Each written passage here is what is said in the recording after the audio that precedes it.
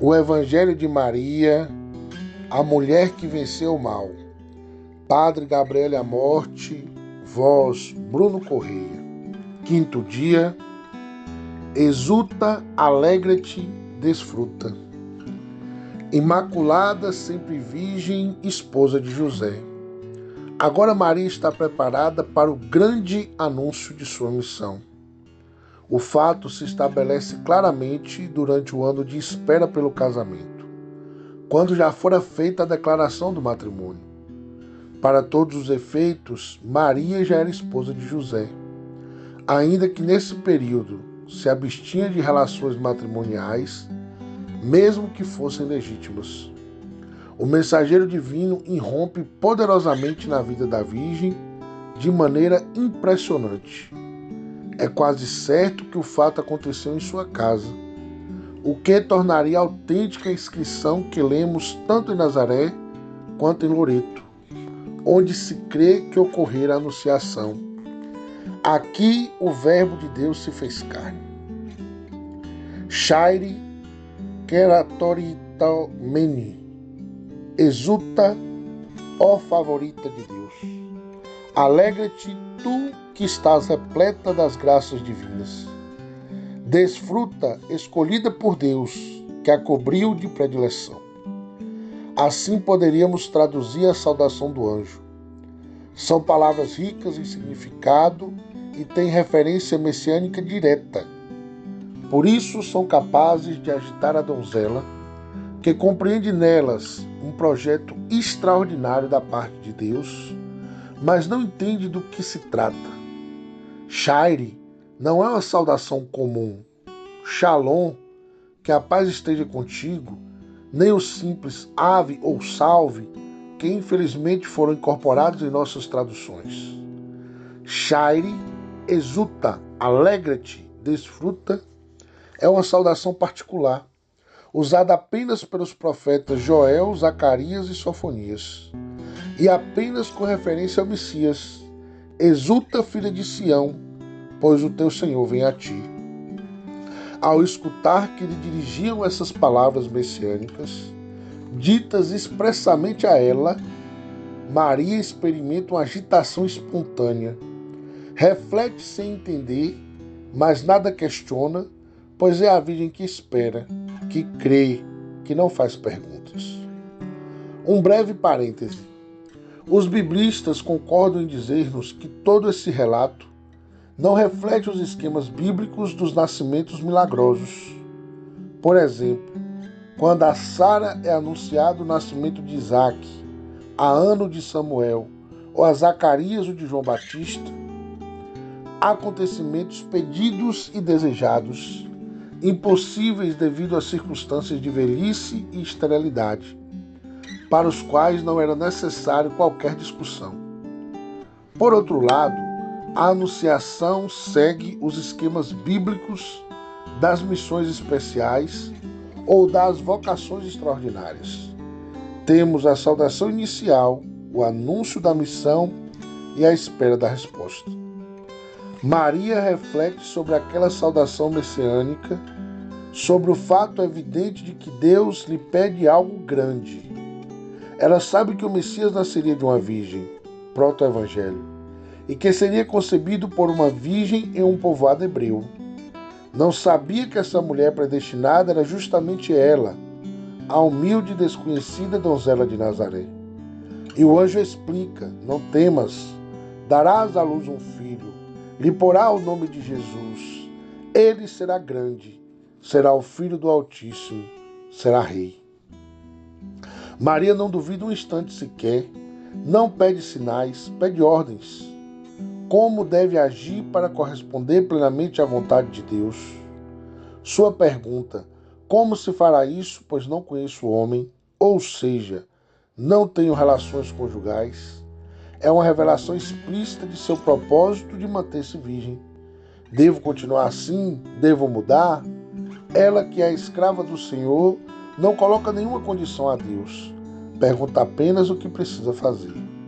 A resposta de Gabriel: o Espírito Santo descerá sobre ti. Não é apenas uma explicação de como aquele filho nascerá, mas também a confirmação de que o propósito de Maria de manter-se virgem provinha de Deus e de que o manteria inclusive no matrimônio.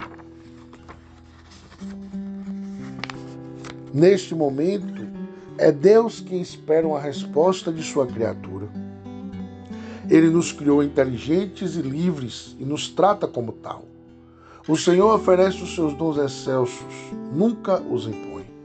O Concílio Vaticano II dirá: o Pai das Misericórdias quis que a aceitação por parte do que ele predestinara para a mãe precedesse a encarnação. Lumen Gentium 56. E acrescenta no mesmo parágrafo: Maria não foi utilizada por Deus como instrumento meramente passivo, mas cooperou livremente pela sua fé e obediência com a salvação dos homens.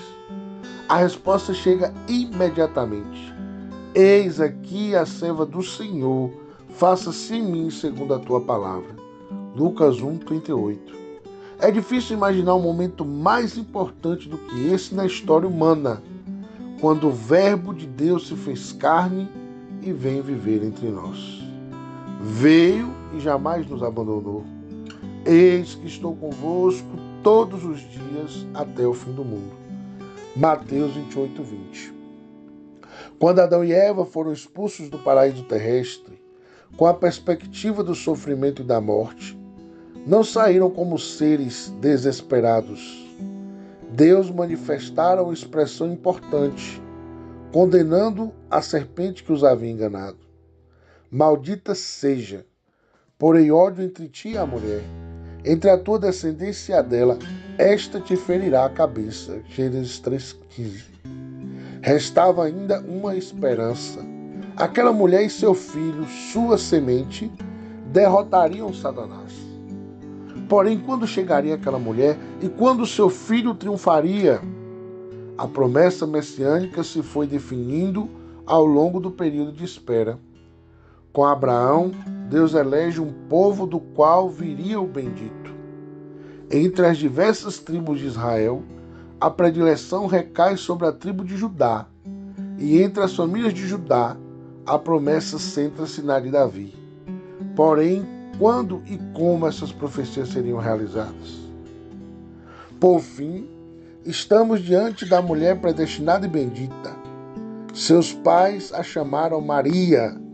O anjo Gabriel a define como cheia de graça. Ela mesma se apresenta como escrava do Senhor. Maria é a mulher prometida, a virgem que dará à luz um filho. O povo hebreu esperava um Messias, um homem. Jamais poderia pensar que o enviado de Deus fosse seu próprio filho unigênito. Aqui, a página da Anunciação se faz ainda mais importante. Pela primeira vez, o mistério trinitário, sobre o qual havia apenas uma alusão velada no Antigo Testamento, aparece claramente. O Pai envia o anjo Gabriel, que já havia aparecido a Daniel para as grandes profecias messiânicas, e alguns meses antes a Zacarias para anunciar o nascimento do Batista. O Filho encarna no seio da Virgem, unindo a sua natureza divina à natureza humana, na pessoa única do Verbo. O Espírito Santo desce sobre Maria para cumprir aquele grande mistério pelo qual ela, ainda virgem, se transforma em mãe e mãe do Filho de Deus. Nesse momento, cabe a nós apenas contemplar a admirável ação de Deus e como Ele cumpre as suas promessas, melhor do que o homem poderia desejar ou um dia sonhar. Reflexões sobre Maria, sua grandeza. Maria é grande por ter sido predestinada, porque crê, porque está disposta a fazer o que o Senhor lhe pede sem condições. Os 3 nomes pelos quais é chamada, Maria significa amada por Deus, é o primeiro passo rumo ao que Deus queria fazer dela. Cheia de graça, é como o Senhor está agindo nela. Escrava do Senhor é a resposta justa da criatura humana às solicitações divinas. A Trindade que se revela e transmite a ela a maravilhosa das maravilhas A encarnação do Verbo estabelece uma relação única, irrepetível, superior a qualquer outra relação com os seres criados. Sobre nós, essas maravilhas de Deus não aconteceram com o objetivo de honrar a Maria, mas por nossa salvação. Com efeito, descobrimos imediatamente o amor da Santíssima Trindade por cada um de nós. Jesus encarna por nós, para salvar-nos.